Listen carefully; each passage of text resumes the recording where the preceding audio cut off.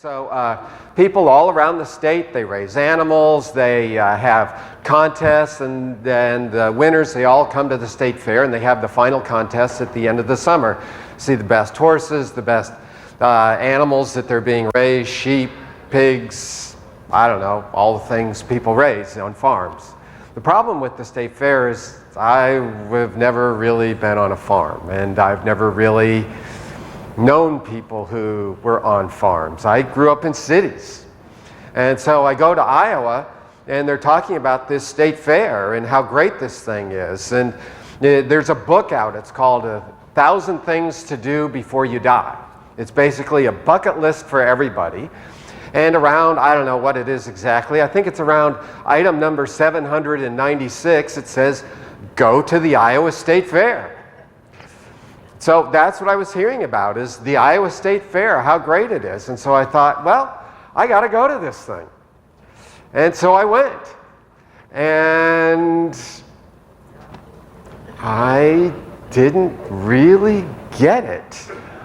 I mean, it's like, okay, there's some animals around, and yeah. And they got this thing called a butter cow. It's where somebody takes a whole bunch of butter and then they carve out a cow. And it's behind this glass wall, and people line up. They line up and they go by and they look at the butter cow.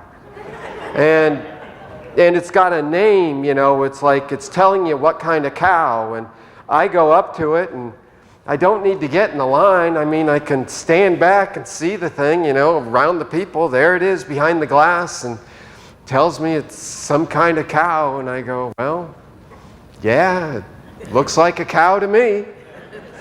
Well, I've seen that. And the food there, it's fair food, you know, and so it's like big old turkey legs that they stick in a deep fat fryer, and people go around eating these things. And they got pork chops on sticks, and they walk around eating these. And everything is deep fat fried.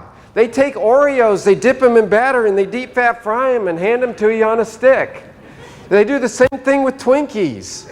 And I'm going, oh man. I mean, corn dogs, you know, corn dogs at the end, the corn dog looks good. But if you go up to the trailer where they're actually doing the corn dog, and they're taking that hot dog and then they're dipping it in this yellow goopy stuff, and then they're sticking it in this deep fat fryer, and it's all bubbling and everything, and then they hand it to you. Here you go. And I'm thinking, here I go. I don't want a corn dog. So I'm just not getting it. And then I'm finding out with these vendors that it's the same vendors in the same place everywhere, every year. It's like you go here, it's like there's the guy with the corn dog, and he's been there for 20 years. And the same guy with the deep fried Oreos. And everything is basically the same. They have the same contests, and it's just the same year after year. And I'm just not getting this. Why would I want to go see it every year? I'm just seeing the same thing. And so people would ask me, I'd make fun of it. People would ask me, they'd say, oh, did you go to the state fair this year? And I said, yeah, I went 4 years ago.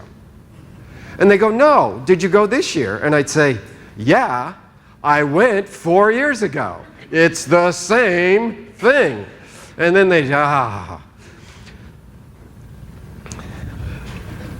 It's a funny thing. Have you ever, like me with the state fair, have you ever come across the Bible and you're reading a story and you just don't get it? You read it and people will talk about it, but as you look at it, it's just going, I don't really get it. I'm not quite sure what's going on here. Well, there's a story that's been like that for me for years. And when I first heard about this story, a lot of people, you know, they would talk about what the story is, and they'd say, oh, Denny, have you read this story? And I think, no. And they say, oh, man, dude, you got to read this story. It's great. It says so much to me. It means so much to me. You know, take some time, you know, really get to learn this story. And there have been quite a few people who told me about it. And so I thought, well, I guess I need to read that story. And so that's what I'm going to do, that's the story I'm going to present for you today. And so a couple things to know about this story is that I should tell you the background, so that when I read the story, you'll be able to understand the context and all that kind of a thing. Here's the background for the story. There's no background. The story just shows up. It's in 2 Kings, it's in chapter 6, and it's verses 1 through 7. And if you were to look around this story, you would see that there's a lot of stories around it involving a lot of characters, and there's some cool stories that are going on. Stories that involve healing, stories that involve conflict, that involve danger, that involve confrontation, stories that involve greed and betrayal. And there's stories after it. Stories that involve forgiveness. Stories that involve restoration. Stories that involve renewal. And they all involve kind of the same characters. And this particular story just sort of shows up in the middle of these other really cool stories. And it doesn't have the same characters, and it doesn't involve the same thing. It's just sort of there. Now, before I do the story, you should know who is involved. It involves the prophet of Israel at the time. His name is Elisha. It is not Elijah. Elijah with a J. He was the prophet of Israel before this. And a lot of his stories are in the book before 2 Kings. They're in 1 Kings. And it's funny, when you look at the book of Kings, 1 and 2 Kings, it talks about the kings of Israel, but there's a lot more stories about the prophets of Israel than there are about the kings of Israel. And so Elijah was a great prophet. He was, the Bible in a lot of ways talks about him as the greatest prophet of Israel. And he did many amazing things. God did a lot of wonders through Elijah, things that we just can't understand or have an explanation for. Miracles that he worked through Elijah. And a lot of the miracles that God worked through Elijah were big, they were out in the open, they were public, they were on the big stage. And so it turns out that Elisha, it's with an SH, not a J, Elisha, he was the prophet of Israel after Elijah. And he was a student of Elijah. He studied under Elijah and he served Elijah. And God did a lot of wonders through Elisha, just like he did with Elijah. A lot of miracles, a lot of things that we just simply can't explain in terms of our natural understanding of this world. The difference with Elisha, though, is a lot of the miracles or a lot of the wonders that God worked through Elisha, they were on a small stage. They involved a lot of personal contact, a lot of one-on-one situations where Elisha is stepping in and he's rescuing people. The things that God is working through Elisha, he's saving people. He's getting them out of really tough situations. And as it turns out, Elisha's name in Hebrew means God is salvation. And so it was that God, through Elisha, saved people. He rescued them. And so in this story, Elisha is referred to by his name, but he's also referred to as the prophet, and he's referred to as the man of God. The other people involved in this story, these are students of Elisha. It refers to them as the sons of the prophet. They aren't Elisha's children. They aren't Elisha's biological sons. The phrase, the sons of the prophet, is a term of art. And this term of art is used to describe this group of students, people who studied under Elisha, who served Elisha, just as Elisha had studied under and served Elijah. And all of these students, they live together, they dwell together in the same place, in the same building, and they're under Elisha's charge. And so that's the characters that are involved in this story. And so the story, as I said, it starts at 2 Kings chapter 6, verses 1 through 7. And as we look at this story, we see that what the Bible tells us is that now the sons of the prophets said to Elisha, see, the place where we dwell under your charge, it's too small for us. So let us go to the Jordan River. And there, each one of us will get there a log. And we will make a place for us to dwell there. And Elisha said, go. And one of them said, be pleased to come with your servants. And Elisha said, I will go. And so Elisha went with them. And when they came to the Jordan River, they cut down trees. And when one of them was felling a log, his axe head fell into the river. And this one cried out. He said, alas, my master, it was borrowed. And the man of God said, where did it fall? And when the one showed Elisha cut off a stick, and he put the stick in there, and the iron floated. And Elisha said, take it up. So the one reached out his hand, and he took it. And that's the story. That's what the Bible tells us. And so, as I read this story, as I looked at it, I thought,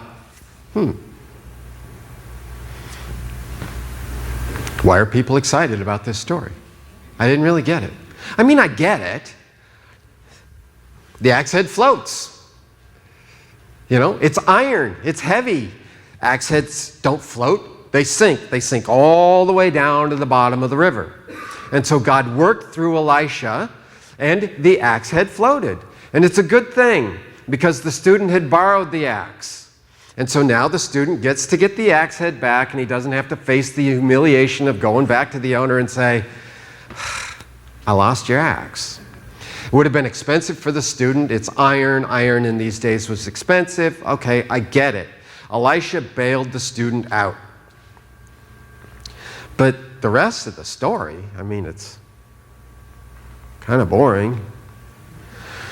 Elisha, our house is too small. We need a bigger house. Let's go to the river and cut some trees down and build a house. Okay, go. It's like, that's it? That's all there is to it?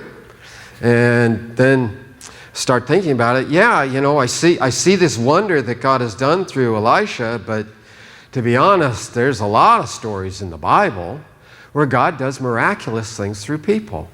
I mean, I could go back and look at stories with Elijah, and I could see some amazing stories where other gods are confronted, where other prophets are confronted, and God shows up in his power.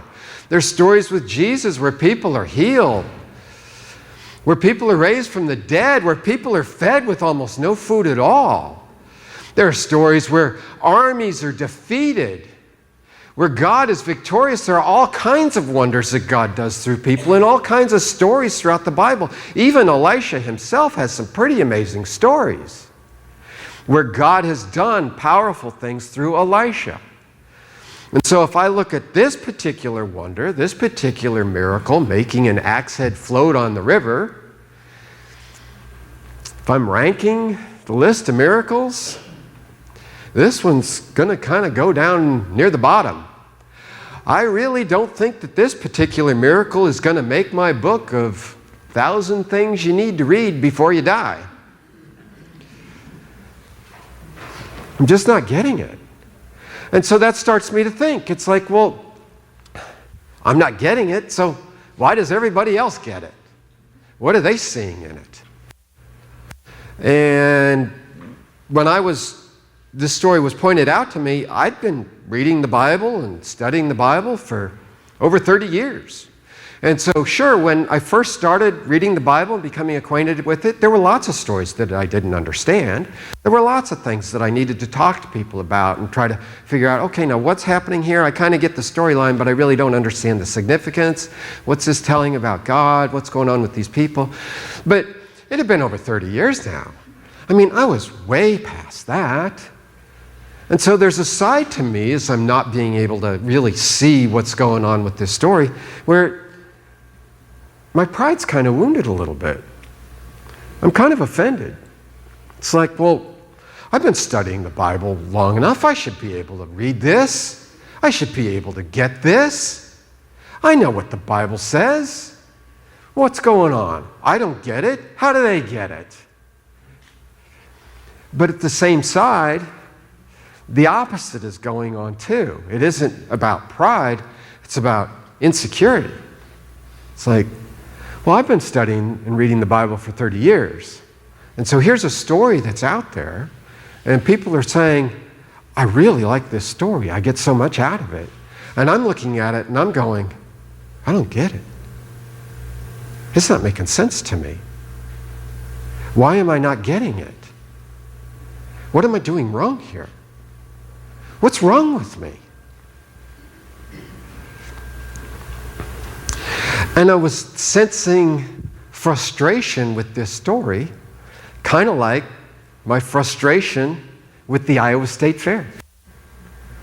All these people around there, they're saying how great this thing is, but yet I don't get it. It's like this story was kind of like farm to me. I don't really get that farm thing. I don't really get this story thing. And so, just like with the Iowa State Fair, where I chose, I don't want to go there every year, that's what I did with this story. Well, I just don't want to look at it anymore. I don't want to think about it. I don't get it. It's great for you. It's just not working for me. Funny thing about this story, though, at just the oddest times, it just kind of popped back into my head.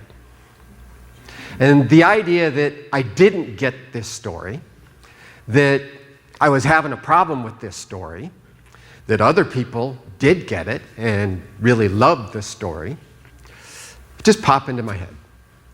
I don't know why. It wasn't like the context or anything that I was doing reminded me of the story. It wasn't like people were cutting down trees and it made me think of this story. It just would pop into my head. And when it would pop into my head, I just go, well, why are you thinking about that? It's sort of a dumb little story. The house was too small, let's go make a bigger house, let's chop some trees down, and the axe head fell in the river, and now the axe head floated. It's like, it's simple, it's easy to remember, maybe that's why it would pop into my head, but it would just pop into my head every once in a while. And when it would, I'd just ignore it. I go, that story, I don't know why I keep thinking about that thing, I just gotta forget that story. Well, this fall, I thought about the story again. And I thought about the story because of what we're doing here. We were in our old building, and now we're in a new building. Our old building was smaller. This new building is bigger. And it reminded me of this story. They had a small house. They built a bigger house. I thought, okay, I really need to figure out if I can see more in this story. I need to see what it is that people are excited about with this story. And I took it to God and I said, God, I don't get your story. I know it's your word. I know it's in there for a reason. But I just don't get it. Help me understand. Is there something here that I can take out of this that might be helpful, with this new building? Is that what this is about? Just help me. And so I dove back into the story. And the second time, as I went back into the story, I started to see more. I started to see, well, it is kind of like what we've done with this building. With this building, we came together as a community. We came together as a people of God, as an assembly, as a congregation. And we've come up with this. We did it not just with money, but with all working together. We all moved all of our stuff over here.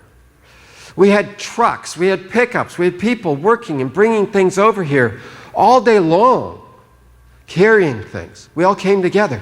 We're coming together now and turning it into our own. We've got new ductwork that's just come up in the last couple of weeks. On the other side of the wall, we've got people who are working hard. They're framing it out. They're putting up drywall. We've had people come in and dig the trenches so that we can lay the plumbing. We've had people come in and do fire stuff. We're going to have to do things on the roof. And so it's people coming together, working as a community. And as I'm looking at this story, I'm going, okay, I see that. I see a community happening. I see students coming and they're saying to Elisha, we need a bigger house. And I see Elisha saying, okay. And then they come up with a plan. We're going to cut some trees down and we're going to build a bigger house. And I see that there are problems as they come along with this community, and God works through that. God works through Elisha. The work stops because we lost the axe head. I can't cut down the tree anymore. The work stopped here. We had a couple of red pieces of paper sticking on the door for a while saying, don't do anything anymore.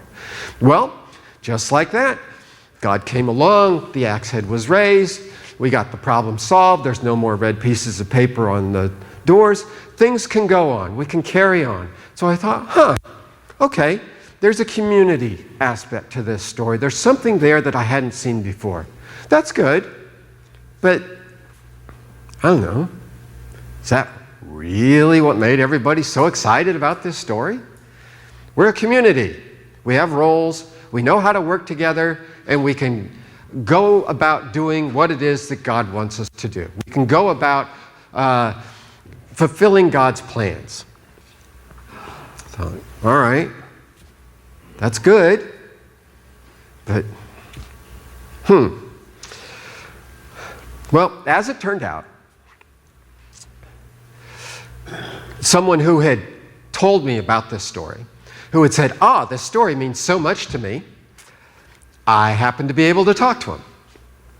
And when I did, I said, you know that story? That one with Elisha and the axe head that floats? And they go, oh yeah, I know exactly that story. Isn't that a great story? I go, well, actually, I see some things in there, but it's really not tripping my trigger.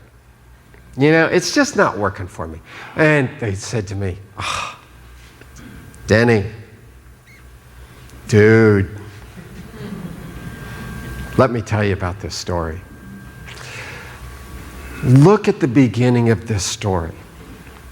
Look at what it is the students are saying to Elisha. They're saying, the place where we live is too small. It's a problem. The thing is, though, they're students. They're disciples. And this story tells us about what it is to be a good student, to be a good disciple. Because they see the problem, and in seeing the problem, they don't just turn into complainers. They don't just turn into whiners. They don't just turn into people that Pastor Rick tells us about, people with the case of the wah-wahs. Wah-wah, wah-wah, wah-wah. They present the problem. And they say it in a way that is respectful to their leader. They say, please, let us go to the Jordan River. And each one of us will get there a log, and let us make a place where we can dwell there.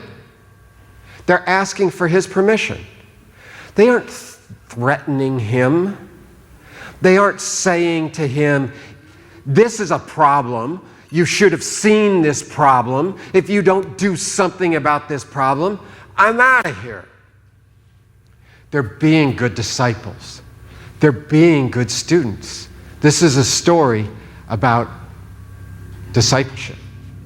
It's also a story about leadership. Because look at how Elisha responds to his students. When they present him with the problem and they offer him a solution, not just complaining, but actually making a constructive criticism that has a workable solution in which everybody can come together as a community, Elisha says, go. Elisha had choices. Elisha could have said, what do you mean the house is too small? I've had students living in this house for 20 years. It wasn't too small for them. What's so special about you that this house is suddenly too small? Besides, small is good. It means that you have to learn to live together. It means that you have to learn to get along. It means that you're going to have to learn how to share. It's going to build character. What are you telling me? This house is too small. He could have criticized him.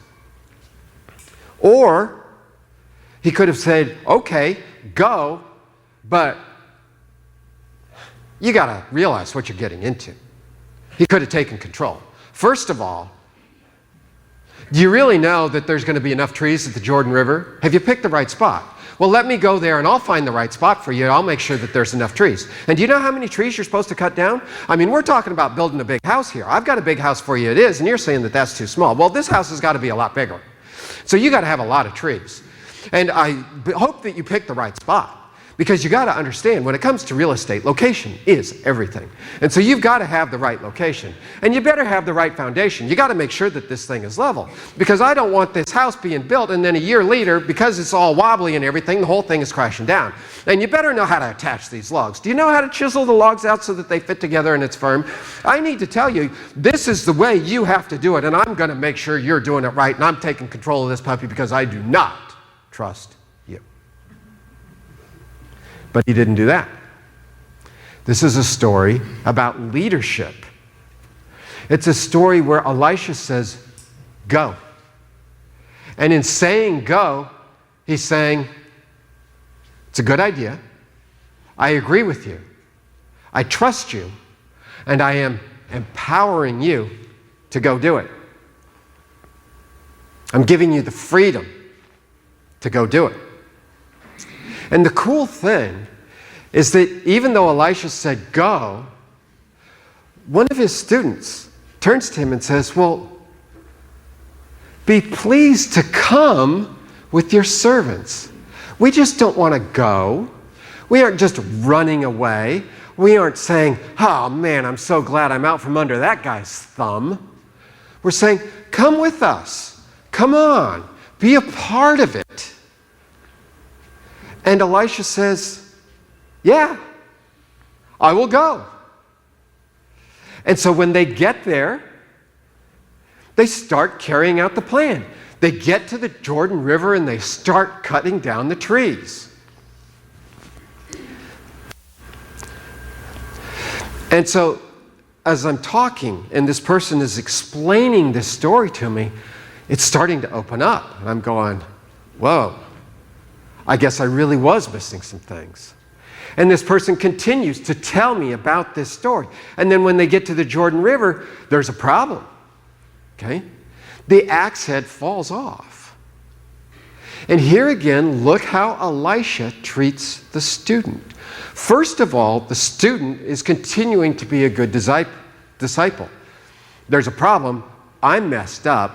I just lost this axe head in the river. The student doesn't try to hide the mistake. The student doesn't look around and think, I hope no one saw me. The student doesn't go to the other students, this is what just happened, you got to help me out here, but whatever, don't let Elisha know that this is going on. None of that's happening.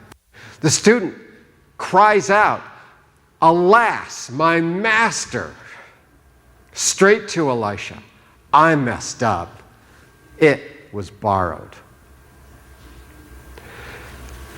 And Elisha Elisha had many choices in responding to this student. Elisha, on hearing this mistake, could have said, "You stupid idiot. Don't you know how to use an axe? Didn't you check it to make sure that the axe head was attached firmly before you started swinging the thing all around? And what are you doing so close to the river? Couldn't you see that if an accident could happen, anybody could have easily dropped the axe in the river? Why are you doing it right here?" Elisha could have responded very differently. But instead, Elisha said, "Where did it fall?" Elisha is not being overbearing and overcritical, but Elisha is holding the student accountable. Okay, you messed up. Let's go through this. Let's find out the details. Where did it fall? And the student brings Elisha along. The student showed Elisha where it fell. Then Elisha steps in, cuts a stick, puts it there, and God, through Elisha, does this wondrous thing, and this iron floats. Elisha could have done it differently. Elisha could have stepped in and said, "You know what? That's a mistake, but it's okay. As it turns out, I come from a really wealthy family," which Elisha did. "And so what I'm going to do is I'll just take care of everything. Don't worry about it. I'll step in. I'll go back. I'll talk to Mom and Dad. It's just an axe. I mean, sure, it's a lot of money. I bet Dad even has an axe. We'll just go get one from him. We'll give that back. If that's not good enough for the owner, I'll just hand over the money. I got you covered. I got you back. You don't need to worry about a thing." Elisha did not do that. Elisha could have said, "Oh, okay, that's where it is? All right, dive in there, get to the bottom of that river, and you find that thing, and you pull it out. And you 6 students, when this guy gets tired and can't find it, you get your shoes off, and you get ready to go in after him because we're finding this thing right here and now." Elisha didn't do that either. God worked through Elisha. God stepped in. But notice, even at the end, Elisha still empowers the student, because this is a story about leadership. When the axe head floats to the top of the river, Elisha doesn't reach in and grab it. Elisha says to the student, "Okay, take it up." And the student reaches out his hand and took it. Now, the Bible doesn't tell us what goes after this. I mean, we can certainly imagine what goes on after this. He would have had to clean. He would have had to put it back on, make sure it's attached. He would have had to take it back to the owner. So the student still has a lot of responsibility. God stepped in through Elisha. Elisha was part of bailing the student out, but only to a certain part. After Elisha made it okay for the student to carry on, the student was responsible for continuing. The student was responsible for making sure that the axe head was attached back securely, that it was cleaned, and that it was given back properly to the owner. And so after this person explained this story to me, I thought, whoa, I really missed a lot in this story. There was a lot going on that I just simply did not see at all. And the thing is that once it was opened up, I began to see even more things on my own. As I'm thanking God and I'm going, wow, this really is a cool story, I'm starting to see even more things about discipleship and leadership in this. And I noticed that the axe head was borrowed. Well, that's interesting, because what that means is that when the students came to Elisha to begin with and said, we need to build a bigger house, they didn't have all the tools they needed. They had to borrow some tools. And so not having all the tools they needed, that means that the students would have had to get together And they would have had to figure out, what tools do we need? Where can we get these tools? Do we have to pay for them? Can we borrow them? So there was a lot more going into this than just, hey, let's just go build a new house. And we see that Elisha wasn't trying to control this part of it too, because when the axe head fell in, the student had to explain to Elisha it was borrowed. That means Elisha didn't know. He didn't know if it was borrowed. He didn't know where the tool had come from. And so we can see where Elisha really had allowed these students to go through and to plan this and to carry it out and to really bring this thing together. He really was allowing them to build this house. He really was empowering them. He really was, as a disciple, as a leader, being a good delegator to his disciples, being a good delegator to his students. And there are many leadership books that we could find today where I'm looking at this story and I'm going, oh, in these leadership books they talk about these qualities, and I'm seeing all these qualities here in this story. This is a really cool story that you could teach to people who want to be leaders. It's also a good story on how to be a good student, how to be a good disciple. But as I thought about it, I thought, there's more to this story than just leadership and discipleship. There's an aspect to this story that seems to talk about any situations of authority, any situations where we have to report to someone who's in authority. And I thought about work. And I thought about at work when I have a boss. And I thought about work when I have a boss and I see a problem. Well, what kind of an employee was I? How good was I? Did I follow the principles that are in this story? When I saw the problem, what did I do? Did I just sit around and complain? Did I just criticize? Did I just say, that boss, he can't fix anything. Can't he see the problem here? Is that what I was doing? Or was I being a good employee? Was I looking at it instead of just an opportunity to whine and to moan? Was I looking at it in terms of a proactive situation? Saying, well, it's a problem, but if I did this, we could fix this problem. And it wouldn't be that hard, and I could do this. And if I need some help, maybe I can get some other people to help me out here. But rather than just taking it on, I was a good student, just like the students went to Elisha, and they said, please let us go. Well, would I go to my boss? Would I say, you know what, I see a problem here, but it's okay, we can solve it. What if we would do it this way differently? Do we have your permission? Is it okay? Respecting them as a boss. Respecting them as having authority over me.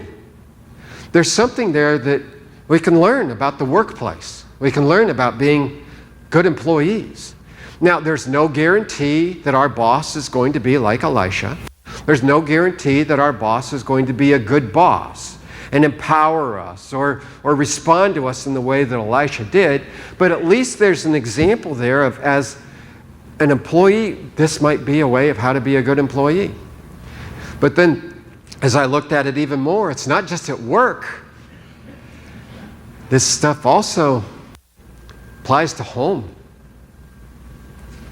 We've got parents in authority. We've got children. And I looked at it and I thought, oh man, what's it saying to me as a parent?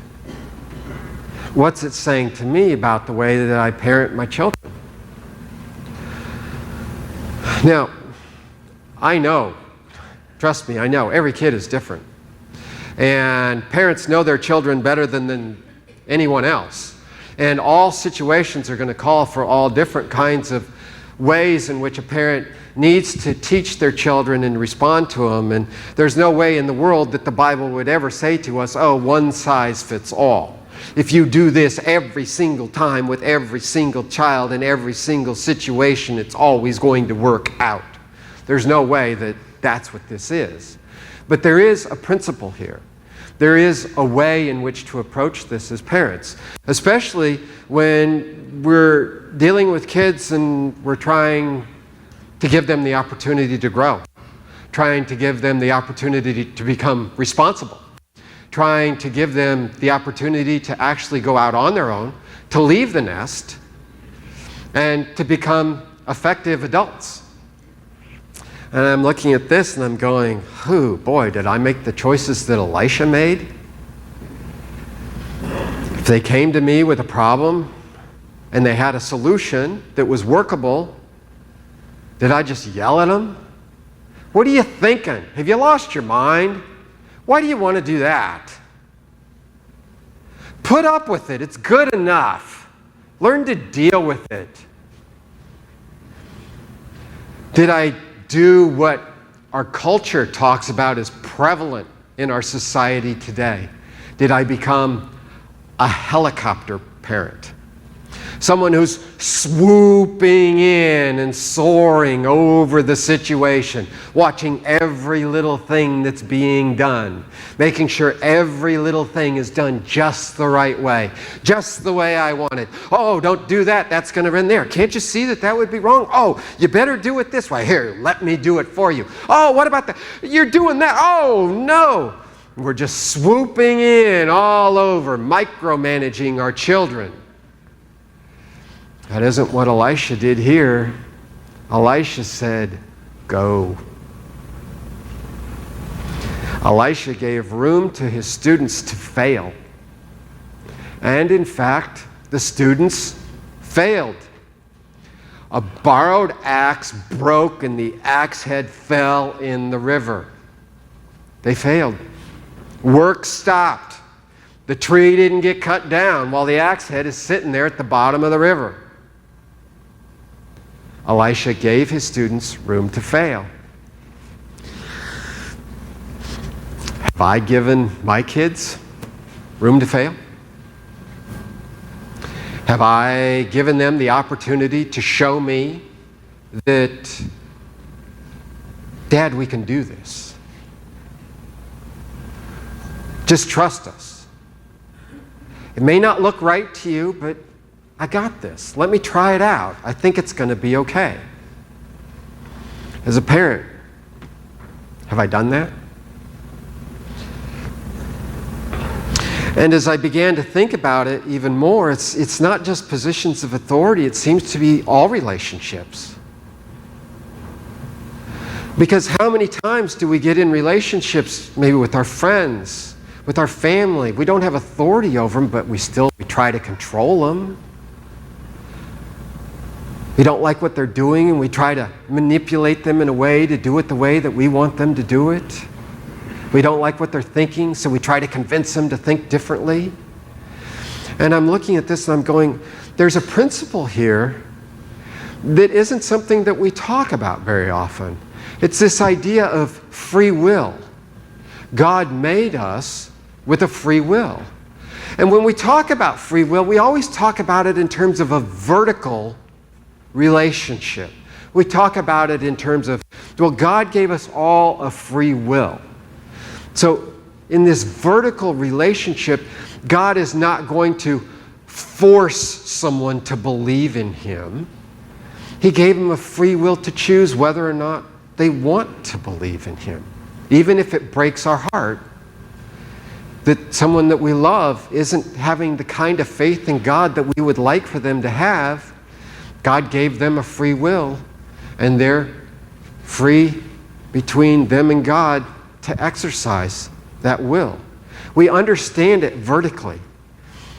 But maybe there's something in this story that's telling us that free will works horizontally too.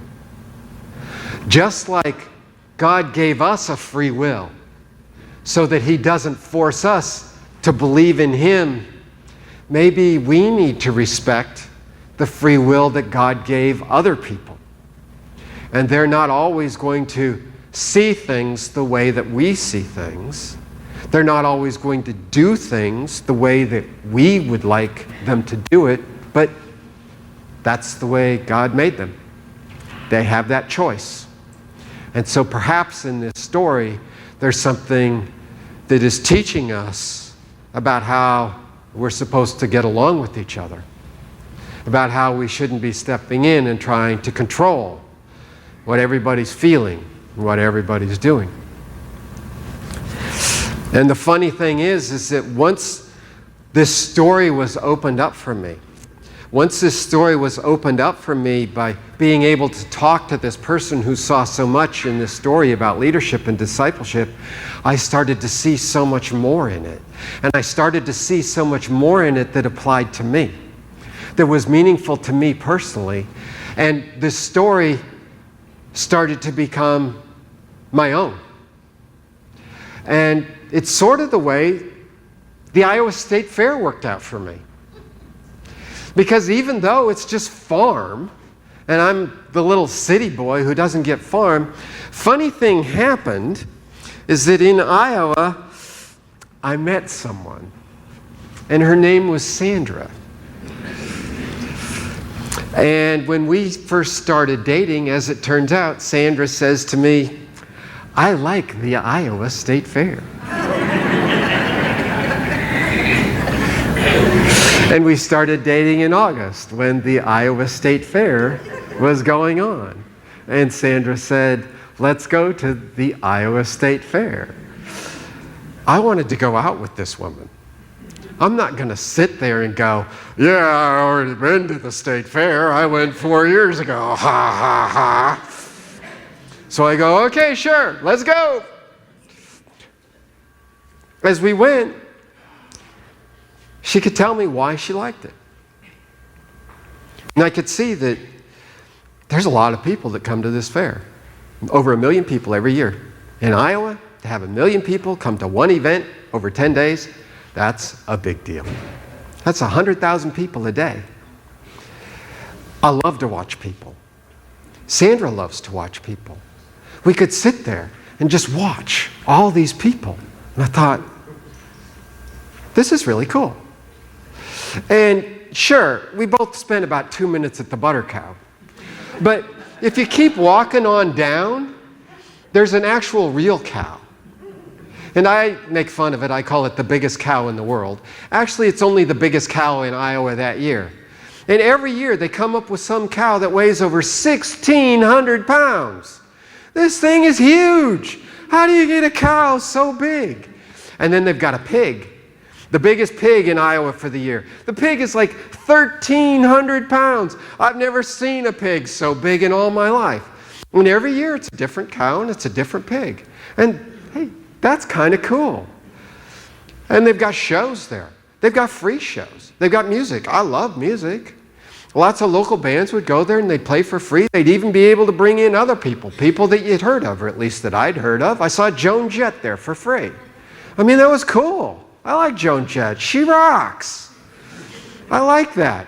But then also they have pay concerts there. And it's not just any pay concert. Every year they've always got Christian bands there. I saw Newsboys there. I saw Mercy Me there. These are great concerts. And so suddenly, as Sandra exposed the Iowa State Fair to me, I started to make it my own. And so now when I think about going back to Iowa, we've got a lot of family there. And so sure, yeah, we'll go back to Iowa because there's family there. But if you take family out of the picture, is there a reason that I would want to go back to Iowa? And the only reason I can think of is, it'd be really cool if we went back and saw the state fair again. It became mine. Just like this story has become mine. And as I've realized that, and as I was preparing for this message today, this week, as I thought about this story, I thought, you know what? This story itself tells me how to learn about this story. Or at least it describes for me the process I went through in learning this story. I had a problem. There's a story out there that I'm not getting. Everybody else is getting it, but I'm not getting it. Just like the students came to Elisha with their problem. I came to God with my problem. God, I don't get this story. And just like Elisha said to the students, go. God said to me, go. Study the story. Look at the story. See what treasures I have hidden in that story. See what treasures there are that everybody else is seeing. Go find my treasures. And I went. The thing is, though, I didn't do what the students did with Elisha. When Elisha said go, they said, be pleased to come with your servants. They invited Elisha along. When I went to study the story, I didn't invite God. I looked at it, I didn't see it, and I set it aside. It's as if God was saying, go, but I never made it to the Jordan River. I never went to the place I was supposed to go. I stopped. But God didn't leave it there. This story keeps popping back into my head. It's as if God is reminding me, Denny, I said go. Come on, pick it up. I said go. And then when we get this building, God is saying again, remember that story? And at this time, I change what I'm doing. At this time, I'm becoming like the students. Because at this time, I'm getting down and I'm praying. And I'm inviting God to come with me. God, I don't get this story. Please help me with this. I don't get it. And God comes. And as I'm there and I'm studying the story, I'm starting to see things that I didn't see before. It's like community. It's like what we're going through with this building. That's cool. But I feel like there's still a problem. I'm still not getting it all. It's like the axe head has dropped in the river and work has stopped. And God comes along.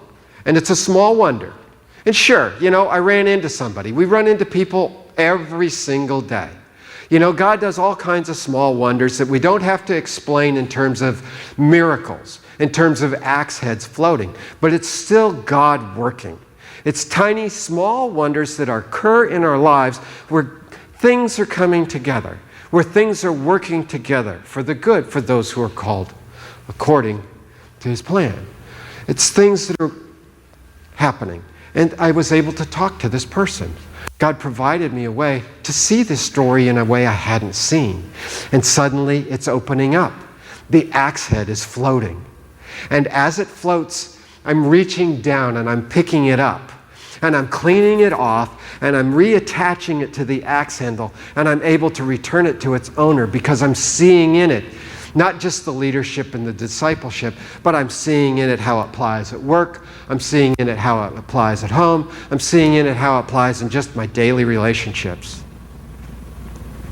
And as I'm going through this, and I'm thinking about how this story is a story about how I came to understand the story itself, I'm realizing that what this story really is about at the end, it's about not just our relationships with people, but it's about our relationship with God. It's about us coming to God with our problems, not hiding from them, not just complaining about them, not just whining about them, but coming to God with our problems. And it's about God empowering us. It's about God saying, this is the way. Go. This is the way. I've got my word for you. This is the way. And as we struggle along the way, as we drop the axe heads in the river, God is there to bring these small wonders into our lives and to get us through. And as these small wonders occur, He isn't just saying, there, I bailed you out. I paid for the axe head. I took it to the owner and everything's good. I got your back. You don't have to sweat. It's all done. It's all cushy. Everything's a bed of roses for you. It's no. Pick up the axe head. Okay, now that you've got the axe head again, keep on going. Keep on going. It's a story of what it means to walk with God. And it can be a story that can be for us who've been reading and studying the Bible for decades. It can also be a story for us who are just starting out. We're just students. It could be that it's as simple as, God, I don't really get what this relationship stuff means. I don't really get what it means to know who you are. I don't really get what it means to see things in the Bible. It can be as simple as that. And the key with this is, don't be like me. Don't go, I don't get it, and set it aside. As you're going along, as God is telling you to go along, invite God. Invite God to be there. Understanding that God isn't just going to completely bail you out of things. There's still going to be problems. There's still going to be things that are your responsibility, because God is trying to teach us. And in teaching us, He is empowering us. And in teaching us, He is going to have us go through problems. We are going to experience troubles. We are going to go through times of trial. But this is where God is teaching us. This is where God is empowering us. And He's going to give us enough. He's going to give us enough of those small little wonders in our lives where we're going to be able to get through these problems. And that's the lesson.